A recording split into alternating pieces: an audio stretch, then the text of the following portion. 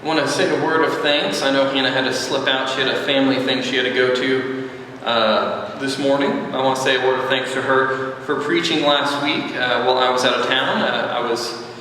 We were going to visit family down in Houston for the weekend for a surprise birthday party, and which, surprisingly enough, we pulled off without him figuring out that it was a surprise, which is shocking. But we were down there. I do want to say a word though. We're going to install tissue dispensers in the back of the pews next time I ask Hannah to preach, apparently, as I've heard from people. A big blessing to hear a very real and authentic description of anxiety. But we were in Houston last week, and we were stuck in the hotel waiting to go over to my sister's house. We had to wait for my brother-in-law to leave for a surprise party, because it wouldn't be a surprise if we randomly showed up. And we were killing time, we were looking for things to do, and we decided, we'll go shopping. And we ended up at a thrift store.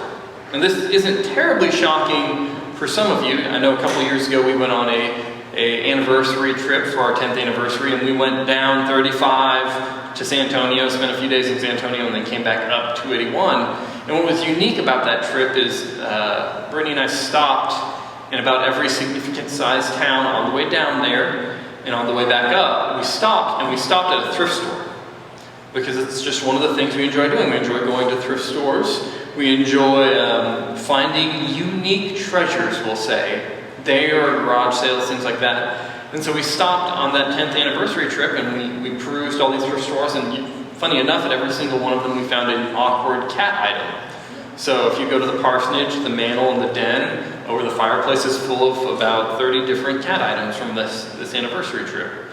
And cat, anything you can think of, cat picture frame, cat napkin holder, little porcelain cat, going on and on and on. So we like finding this unique junk places like thrift stores. So we're sitting in Houston, we have nothing to do, and we pull up this map and we see that there's a thrift store. There's a very specific kind of thrift store. It's an outlet. So they don't even really sort the stuff. They just take it from the donation bins and they put it in these big plastic bins, and they wheel it out to the crowd, and everyone starts picking through it. And it's overwhelming because you walk in and there's literally bins in this warehouse everywhere, people picking through them. You take a shopping cart, and how you check out is you pay by weight, and this is where they really get you. Because if you get less than 50 pounds, they charge you $2.50 for each pound of treasures that you put in your cart. And if you get over 50 pounds, it goes down to like $1.70. And so we get there and we think, oh, well, we'll just poke through, we'll get a few things. And I feel like I literally turn around immediately and there's already a shopping cart full of stuff. And people are adding more stuff as we're walking through, and the girls are adding things, and the family's adding things, and finally I'm pushing this cart and it's like overflowing with stuff. But there was a very unique feeling at one point when we're there as people are picking through all this thrift store stuff and looking at all this stuff. It's this feeling like hitting an emotional wall. And we're going through, and you see it in the children first. They look up and they're just done. They are just done with this. They're done shopping. They're done with everything. They just want to go back to the hotel and do nothing. They are done. You've probably noticed this if you've been shopping, especially wives, if you've taken your husband shopping, especially back in the day when there were malls instead of Amazon. You'd have to walk from store to store. There's an emotional point where they just kind of shut down because they're over this. And then that feeling spread to me at one point. I was done. I was ready to leave and go and weigh our stuff and get out of there. And I bring it up because that's more or less on a humorous sense what depression's kind of like. We're closing out our sermon series on mental health this month, and we're going to talk about depression, and we're going to talk about the the church's role in helping people. And it reminds me a lot like that. It's kind of like hitting an emotional wall. See, people think of depression as this feeling of immense sadness, and it's actually something more than that. It's more of a feeling of nothingness, I would say, a grayness. In fact, it reminds me kind of those winter days that are gray and slightly dreary, but they're not terrible. They're not too cold, they're not too hot. They come about the middle of January, and the sky's just kind of gray all day. Everything's just kind of gray. Everything's just kind of blah. That's a little bit what depression is. It's this sapping of feeling and emotions. You don't have strong feelings for anything, but instead you feel nothing. I was reading Facebook, and I noticed that 10-year challenge everyone does right now. And it's funny because they'll take a picture of themselves 10 years ago, and it's 2009, it was 10 years ago, and they'll put it beside a picture of themselves today. I think it's also really funny, it's only the young people in the congregation that do this. None of the older folks are digging for that really old picture of themselves to put beside the picture of themselves now. But they're doing that. And it got me thinking about, things that we did 10 years ago or 20 years ago. One of the ones that really stuck out to me was the one someone had posted of them in a Best Buy shirt, which was 20 years ago in 1999. And they were standing there holding one of those stickers that Best Buy was passing out towards the end of the year 1999, reminding people to turn their computer off before midnight because of the Y2K bug that everyone was sure was going to end the world. And I was looking through all those old memories and things, and it reminded me, of growing up in the 90s. And there was this one song that, was always played on the radio when I was growing up. It actually became my favorite song, and looking back, realizing it's probably because they overplayed it everywhere. You'd turn the radio on, they'd play this song.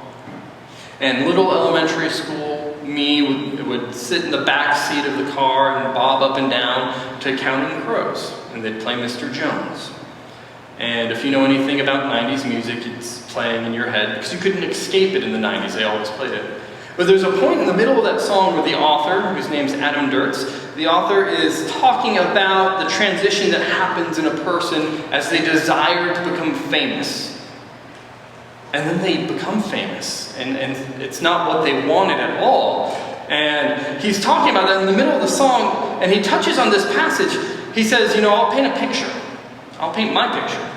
I'll paint myself in blue and red and black and gray, and all of these beautiful colors are very, very meaningful. Gray is my favorite color. And then he goes on. I want us to see that because in this, he's beginning to come to terms with a type of depression that's eating him up because he's becoming famous. And he's beginning to experience, in a sense, that grayness, that dreariness. See, a lot of professionals will tell you it's not being sad that makes you depressed, but it's the lack of feeling anything. It's the apathy. You either eat too much or you eat too little. You don't take care of yourself. You have problems sleeping. You have problems caring. You have problems just with feeling that life has something worthy, something full of value. You struggle with having feeling at all. And this apathy is actually what a lot of people forget or miss when you talk about depression. They think that depression is just being sad and overly sad and unable to get over it, when in fact depression is an apathy of the soul that eats away our love, our cares, and our compassion, even our passion for the things we love the most in this life. In a sense, depression is that gray season of the heart. It's the gray season when you don't care about anything. It's that Tuesday in January when everything is just blood and nothing matters.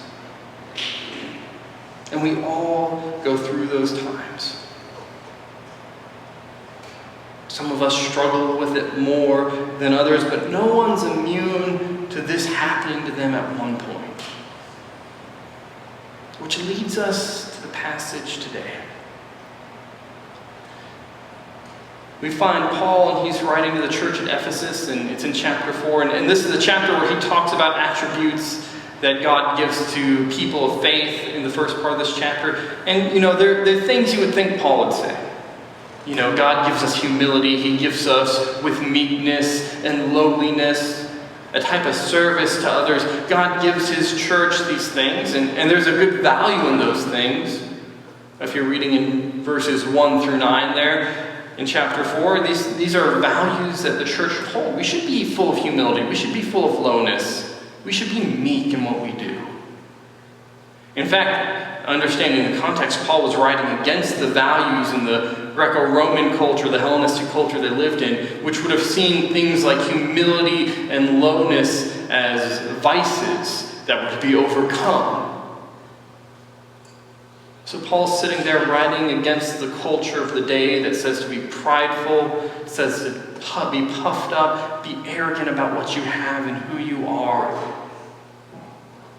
And then transitioning from that, he begins to talk about the church in more general terms. And we get to verse 11 here in the chapter, and Paul writes to the church at Ephesus and tells them that some are given to be apostles, and some are given to be preachers and teachers and prophets and evangelists. And this is often misconstrued because we think that Paul's writing and saying, some people have been given gifts. This guy over here who sits in this office, he's been given the gift to be that apostle, that bishop that tells all the preachers where they go. This guy's been given the gift to be the preacher or the teacher of this congregation. This lady's been given the gift to sit in her office, in the district office, and oversee all these churches.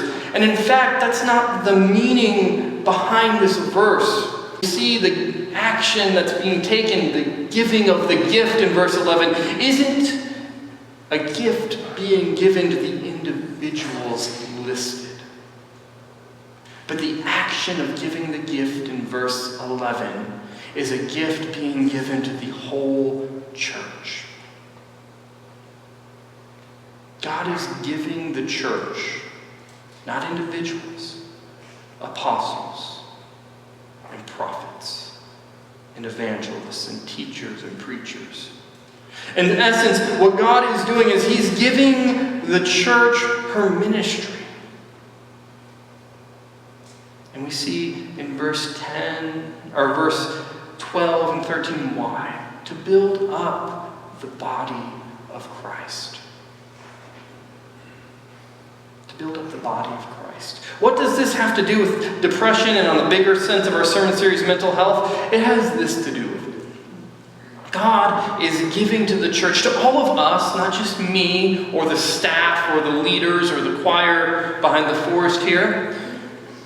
But He's given to all of us this ministry. And being in ministry is a gift. A ministry to build up the body of Christ. And when people suffer, and when they hurt, like we said a couple weeks ago in the very first sermon in this series, it's easy for us as that body to respond if it's something physical. If they break a leg, or they break an arm, or they're laying in a hospital bed, it's easy for us to show up, to say we pray for them, to pray for them actually, to offer them condolences when someone passes away. It's easy for us in those physical senses when we can see what is hurt to offer our grace and God's mercy to them. And where we fall down on as a church is offering that same care and compassion, offering that ministry to those who suffer with things that are unseen.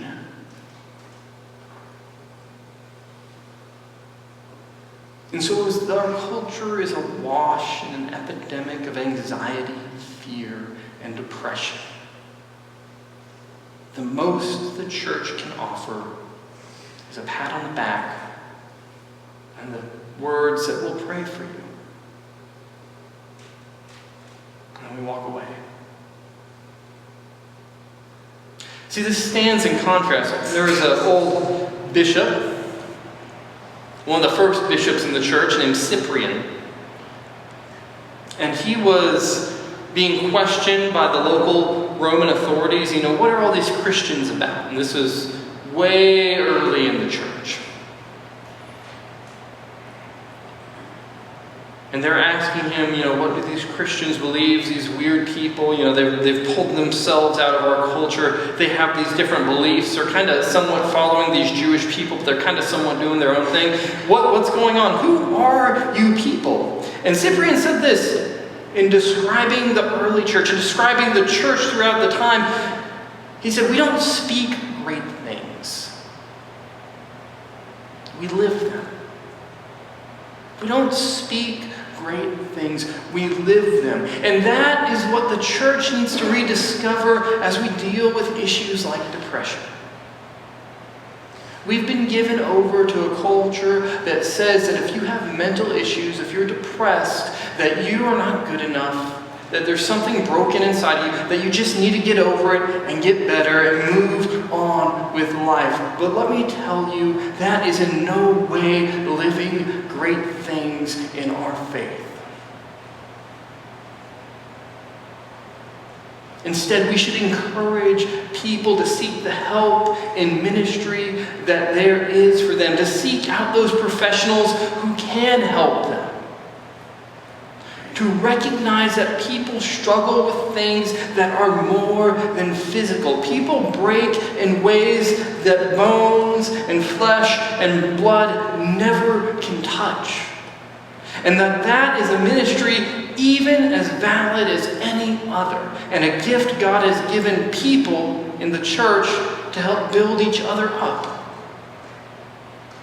You know, it reminds me a few churches ago, I was at a small country church and we were having a great, good old church fight, and every pastor has a story like this, and not just the little old lady upset that we'd moved her Christmas tree. Hope none of you were upset that we moved your Christmas tree. The illustration worked better at the other church where there was not a giant Christmas tree behind me. But this was a pretty serious church conflict. The one that they write about in books where, you know, you have one gentleman over here from a farm and this other gentleman over here, and they're all yelling, and the district superintendent's there, and she's yelling, everyone's yelling. The kind of really just knock down, drag out church fight. And in the midst of that, which is never fun to be the pastor of, we dealt with some pretty serious health issues at home. And I remember going into our district superintendent's office, which is what we're trained to do as pastors in the Methodist Church. If you have a problem you can't resolve, you send it up the flagpole, up your chain of command. And I went in and we were sitting there, and we were talking about things that didn't feel like they even applied to the church. Well, how are you doing, Eric? How are you feeling? You know, what about this in your personal life? What about this? And all I wanted to do with my laser focus on the church was, you know, tell me how to deal with this committee member. Tell me what to do in this situation. Tell me what to do in this situation. And she kept steering it back to this emotional realm, and I was getting frustrated. And finally, you know, she asked me, tell me about what you do to relax in your free time. And we began discussing those things. And finally, it led to a story where I told her, you know, I went home the other day and I don't feel right. I went home and I picked my child up, whom both were in diapers at the time, and I held her because she was crying in her crib, and I went to console her and change her. And I told my district superintendent, I picked her up, and I literally felt nothing. I didn't feel some awash, warm, parental love flowing out of me. I didn't feel concern for her situation. I didn't feel any empathy. I just literally felt a void. Like there was nothing. No care, no feeling, not even being upset or annoyed that she'd been crying. Just nothing. And I remember in the midst of that story, the district superintendent leaned across her desk piled up with forms and paperwork, and she says, I think you're struggling with some sort of depression. And she gave me a number of a counselor, and she said, I want you to go talk with this gentleman in Arlington, and I want you to sit down with him and work through this. And I'll tell you, it took me a while to actually get that card, or take that card and call the number on it, because I didn't think that was appropriate. I didn't think that was right. Because only broken people need counselors. Only people who aren't right need psychologists or psychiatrists. You know, only people who are really sick need someone who specializes in mental health. See, I'd given into this cultural lie that just because it's not a physical thing that's broken, we don't need to fix it. And even begun to believe that people who struggle with these kind of situations are less than, are not worth as much as normal people. But it was through meeting with him and through the work we did together that I was able to overcome that in my personal life. And it wasn't some easy switch. It wasn't him just fixing everything for me. See, we all struggle with things like depression from time to time. When life is too much, when things are too bad, when we lose someone we love. And as the church, we have to stand up and we have to acknowledge that these are real things that happen to real people, our people, the people God has sent us to. The people God has sent us to love and live in grace and mercy with. And as a church, then, we have to devise an appropriate response. And I think it's really, really simple. You know, if you're someone struggling with some of the things that we've talked about this month, reach out to someone. Reach out to the staff, reach out to me, reach out to those friends or those family members that you trust, the people that you work with maybe that you trust. If you struggle with these things, do not feel ashamed to reach out to professionals that are there to help you. Remember that that is God giving a gift of ministry to the church to care for you, to build you up like it says in Ephesians here. I think it's powerful to think one of the theologians from seminary had a really great quote about this. You know, he said that God doesn't stop working in us until his creation has reached perfection. In fact, I'll actually read the quote since I have it on the slide. God never rests short of the perfection of his work.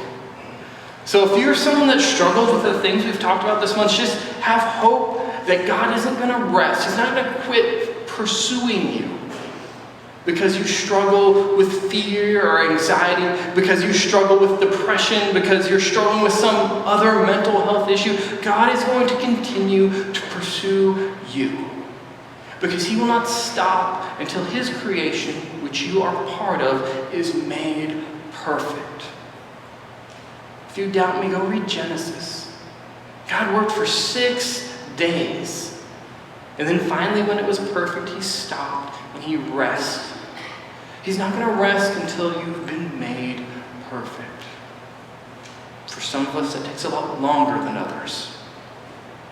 But if you're sitting out there and you don't struggle with these things, the second part, what I want you to hear is that God has called you to a ministry of service and help. Remember in verse 11, God's giving these people to the church as a gift, as a ministry. Folks, you're a part of that. It's not just me or the people who are called or paid to do this. If you have 2 ears and a heart, you can listen. And if someone's struggling with any of these things, you can listen. You might not have the tools to try to help them. You might not have any more than just being present with them, but if you have the ability to sit there with them in the muck and mire that they struggle with emotionally and mentally and spiritually, that's a valuable ministry, a gift that God is giving through you to the bigger body of the church. So I want to encourage you, if you sit here today, if you're listening at home, and these are not things you struggle with, God is calling you to that ministry of service to others, to help them understand it is okay to struggle with these things, that God is still pursuing them, God is still helping them by being the real presence of God's Spirit in their life. It's one thing to just sit there and say, we'll pray for you and pat them on the back and walk away. It's a completely other thing for for us to sit with them in their situation and hear fully how their life really is, how they really feel. And there are some of us today that God has called just to do that specific ministry. And through that, we can encourage the people to overcome the stigma of our culture and to reach out for the help that they need. So I want to encourage you today. Hear this old bishop's words. When you see people struggling with mental health at your workplace, in your family, in your community, don't just pat them on the back, say a short prayer, and then move on with your life. Don't just speak great things in the face of anxiety and fear and depression, but live great things through a ministry of caring and love, through overcoming the stigma of mental health, through sharing life with them. And in doing so, you'll do what Paul says here, building up the body of Christ until they're all made perfect in his faith. In the name of God the Father, God the Son, and God the Holy Spirit.